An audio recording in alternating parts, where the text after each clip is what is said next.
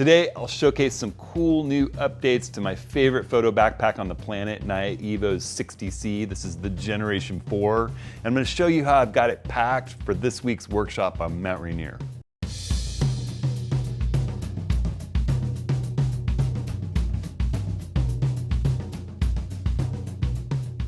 Well, hey everyone, it's Hudson. Welcome to this week's video. So this week, while you're watching this video, we're taking off on our workshop to Mount Rainier National Park. And I have the great, exciting honor of breaking in my brand new NYA-EVO 60C Generation 4 backpack.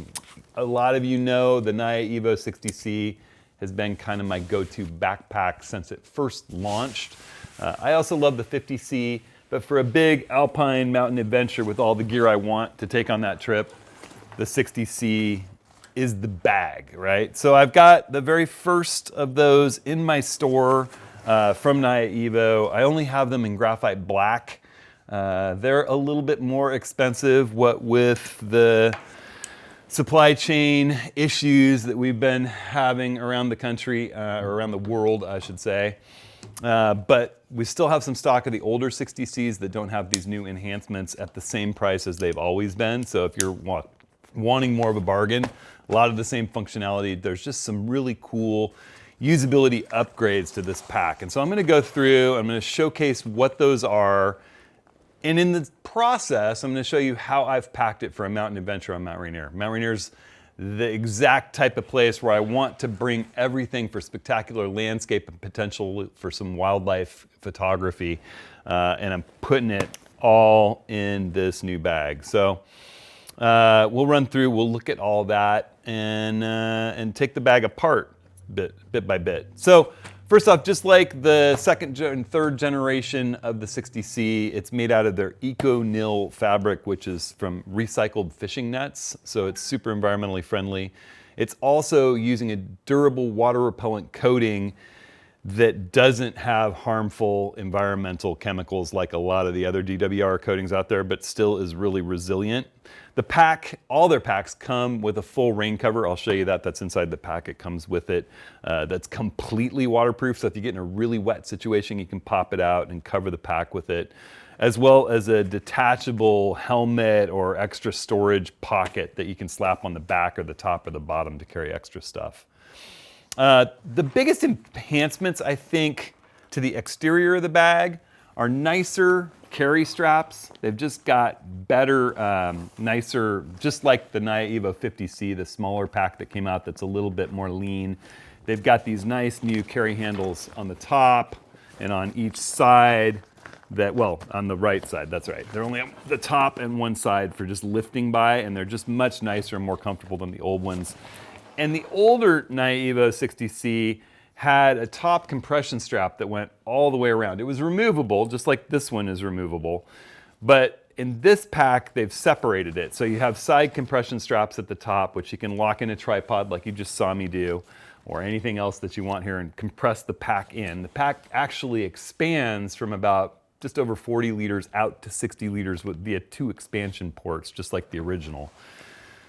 But they've added, if you wanted to carry a snowboard or a skateboard or skis on the back or a tripod on the back, a strap across here that's just connected in. And that way, when you want to go and open your horseshoe compartment to get into your organizing pockets and water bladder or laptop storage, you don't have to disconnect the whole shmoo. So in other words, if you wanted to get into these pockets and you've got you've got skis strapped on the side of your pack or your tripod strapped on the top of your pack, you don't have to undo the whole compression system in order to get into here. It just makes it nice and easy. It gives you easier access to the front compartment and expansion compartment of the pack.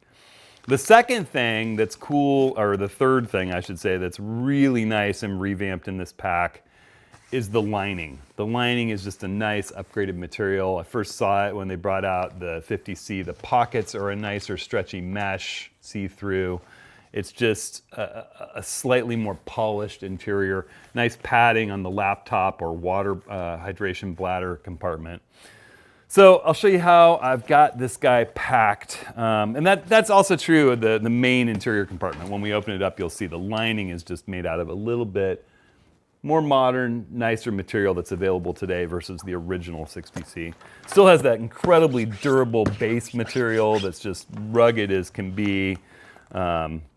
Gives you all the functionality that you once had. All right, so you saw what I had strapped on the outside of the pack. I've got my, my 7-pound tall fluid head system. Whenever I'm working in an alpine environment, you know, rugged mountains, rugged coastlines, I really like having the extra length that these 72-inch legs get me, and the versatility and stability of the fluid head, both for panoramic capture or long lens work tracking wildlife.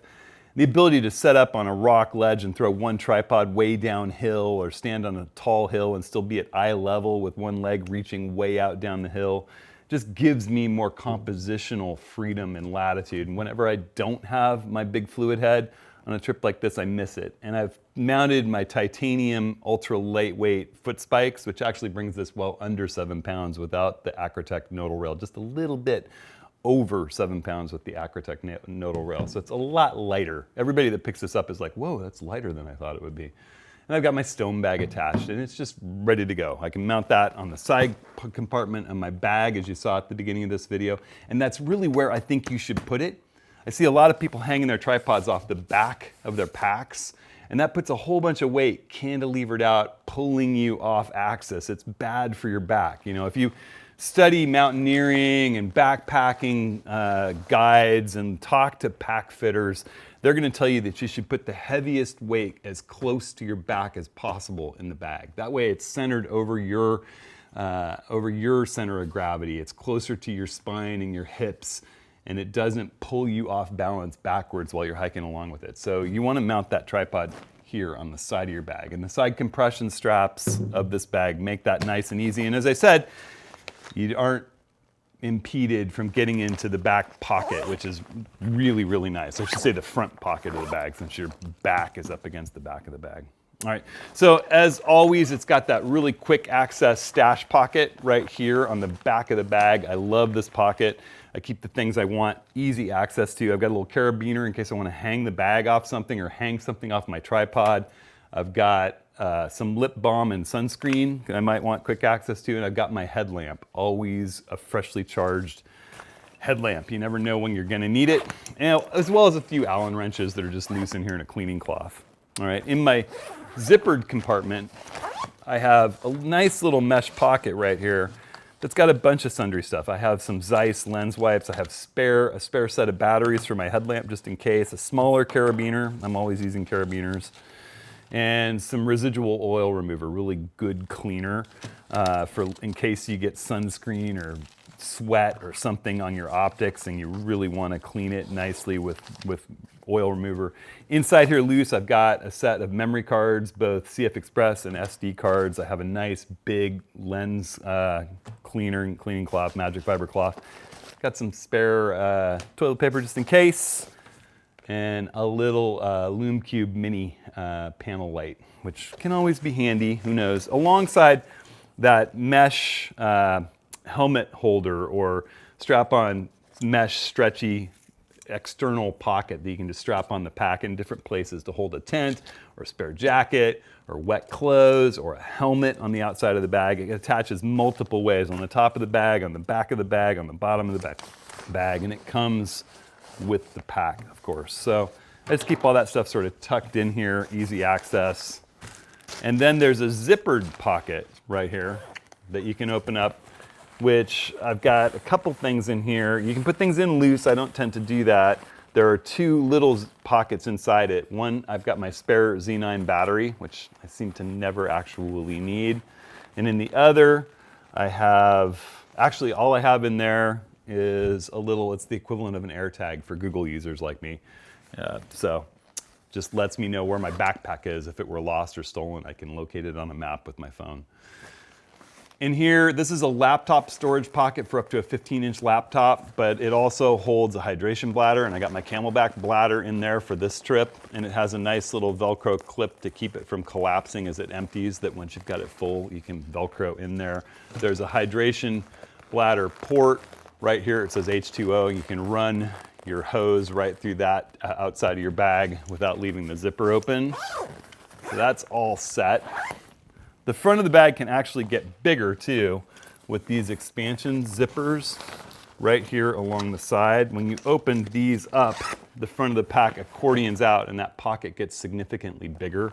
It adds more space to the bag, so you can put a drone case or something into this front pocket. It just expands outward. I keep it zipped up because I rarely need that much space. On the other side of the bag, you'll notice I've got a little Z-Rest from Thermarest. This is just a neat thing. It collapses up small, but you can sit on it on a rock somewhere out in the mountains. You can put your knee down on it if you're kneeling, shooting. It's just a really handy thing to have for landscape photography, sometimes to be more comfortable, and it weighs a couple of ounces. It weighs essentially nothing. So I just keep it there in case I want it in an outdoor landscape situation like that. All right. So then, I'll mention that the pack has another feature I'm not using. The other expansion is this big dry bag, which is completely separate from the rest of the bag. It has a waterproof zip opening and it fluffs out, and you can put wet gear in there, or if things are wet in your pack, you can put dry gear in there that you absolutely don't want to get wet. It's like kayak grade, waterman style dry bag. But when it's not in use, or if you just want a bunch of stuff, it's so watertight, I leave a little gap in it when I roll it down, and it just sort of disappears into the pack as if it isn't there, and it has two little quick release snap locks to keep it out of the way. I put it underneath the side compression straps so it doesn't interfere. Boom, all right. If I pop those side compression straps, I can really open that clamshell top for the main compartment. All right, and this is if you were to use an extra large RCI with a big telephoto lens doing wildlife or sports, this would be the opening to pull your gear out the top. That big extra large RCI opens with this. It's got the same top. It fits the dimensions of the pack perfectly, and you can drop a big lens in there. I'll actually link this video right here where I pack the older 60C like that for a trip with my 400 TC and the Z9 mounted. But in here I keep some extra stuff. Like I said, there's the pack cover which folds up from NYA-EVO that comes with this bag. When they arrive, they come in this little mesh compartment up in the top. All right, so you got, you can put car keys or things like that in there to just kind of keep them out of the way, keep them safe. But when you open the bag for the first time, you have to go through the pockets to find the helmet holder and the waterproof pack cover. So this is if you're really caught in a downpour and you don't want your bag, even with the durable waterproof coating, to get wet, sort of like a Gore-Tex jacket that gets overwhelmed. This is a vinyl waterproof pack cover that will not soak through. So you got that. I have a little rugged rainproof camera cover in case we get into really wicked conditions. I rarely deploy this because my Nikons that I shoot with are so weather resistant, but if it's really bad and I need to stay out shooting, I'll keep a hood on and put this Gore-Tex camera cover on. I've got my sling strap with my QD port for my camera to just sling it off my body. Because we're up in the high mountains, even in summer, it can get cool and chilly, particularly for dawn shoots. So I've got some Touch Tech outdoor research gloves, and a nice little warm Arc'teryx hat, a little Patagonia thin lighter hat, just some things to stay warm if I get cold and still be able to work with my camera. I've got a single cheap flooring knee pad, just a styrofoam, weighs almost nothing, so that if I'm out running around, I like to put this on my knee to get down in prone positions to shoot, to get into positions where I'm low. Just because I'm getting older, it hurts my knee. I learned that from David Archer. It's a great trick. And that's basically all I've got in this compartment. I have a lot more room in there. I could throw a whole bunch of stuff in here. Other people's gear, extra lenses, food, Gore-Tex jacket, a puffy jacket, which I probably will be putting a Gore-Tex jacket in here just in case, and at least I'll have it ready to put in here depending on the weather conditions. You don't have to open the side compression straps to get into that pocket, just to really open it up like I just did for you. You can still, with the compression straps done, reach in here and get everything out nice and easy through that nice opening at the top without hitting that point in the compression straps. It's just to fold it over and open it up. You do need to do that. All right, so then we'll go into the final part, which is the main compartment. And we'll fold our shoulder straps back to just give you a nice view of that. The the waist harness is removable. It Velcros in. If you stick a piece of cardboard underneath there, you can just slide it right out. I don't know why you would in a pack this size though. The waist harness, that's what's beautiful about these bags, is that they're actually made like backpacking packs where they take the weight and put it onto your hips instead of hanging it off your shoulders. You get this waistband on nice and tight, and you just let the weight set along your hips and then adjust your shoulder straps so they're just stabilizing. So what I've got in here is the medium NYA-EVO RCI. If I had the large, it would come up to here. If I had the extra large, it would come up to here. If I had the small, it would be about here. You can pop these in and out super easily. There are just these little Velcro tabs right here, and you just reach in and pull them out. One thing I noticed that they did on this new Gen 4 pack is they made those Velcro tabs just a little bit longer, just a little bit more secure. Nothing was wrong with the earlier ones, but these really lock the RCI in and go almost all the way to the bottom of the RCI. It's still just pull 4 little tabs and this thing just lifts right out. And they've got that zip-in divider, which is a nice newer material like all the lining in the bag, that drops in and it keeps anything in that top compartment from possibly getting into the bottom. You can zip it out to get rid of it to make it one big cavernous opening, and you have to do that to install an extra large RCI. To put an extra large RCI in here, you zip out that divider, the zip out divider, you open the clamshell on the top and drop the big RCI, the extra large RCI in. It fills every part of the bag except the top compression area and the outward compression area. You still have some room to store stuff in there, but otherwise the bag is full. I love this configuration with the medium because I can carry everything I want for an adventure like Mount Rainier, where I'm gonna be hiking around a bit, photographing all kinds of different things, and still have room for a lot of extra stuff. All right, so in between the divider and the RCI, I like to keep my 112 millimeter case filters. So I've got my set right here. I've got the UV circular polarizer, 3, 6, 10 stop neutral density filters, and a night filter, just in case we get stars.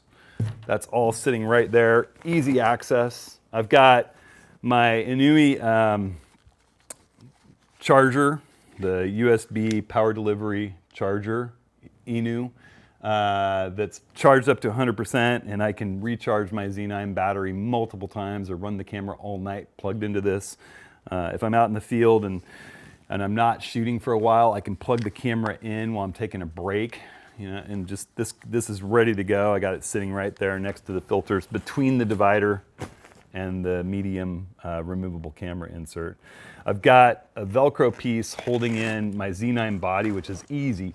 Pop it out, and I've got the lenses that I want to be able to work with. All right, I've got a Velcro piece in here to keep my 400 from falling out if I open it up. I've got the hood on it. My 100 to 400 can come out just like that. I've got a lens cleaning cloth sitting under it, just in case I need it, and it sits in there and kind of keeps it just right.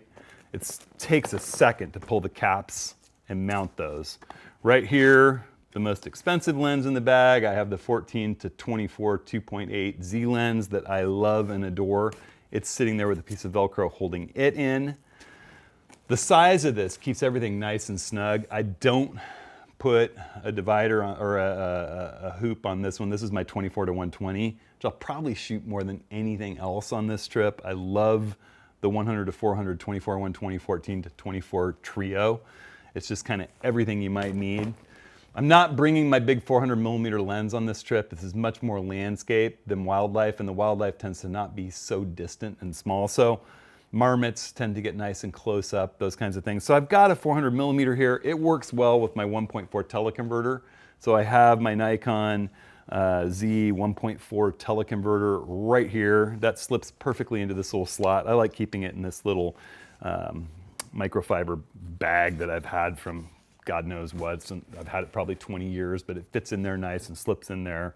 And then right here I have what I need to adapt the filters to every lens in the bag. So I have a 77 to 112 millimeter filter adapter that just threads quickly on to either the 24 to 120 or the 100 to 400. Zip. And I have the new plastic easy to remove plus lid that I can just keep the cover on it while the filter's installed.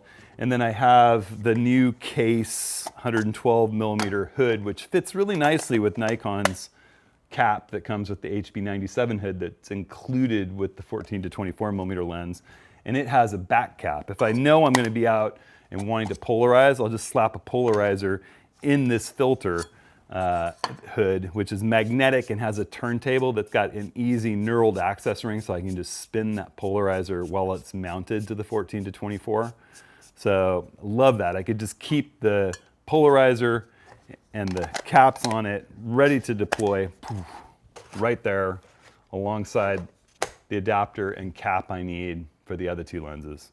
So I'm set, basically. Oh, and that case hood, we have those in stock. They also fit the 14 to 30 millimeter lens, the f4. They fit the 24 to 70 f2.8 Z lens. They fit the 70 to 200 2.8 Z lens. They fit the 35 1.2, the 50 1.2, and the Plena lenses. So you can just snap this 112 millimeter hood right on to any of those lenses and be working with those 112 millimeter filters. It's a really, really lovely system, and I love it. So again, all of this stuff is either in my store or linked in my store. We're carrying all the case filters, that hood, this new pack, along with the older packs, $100 cheaper.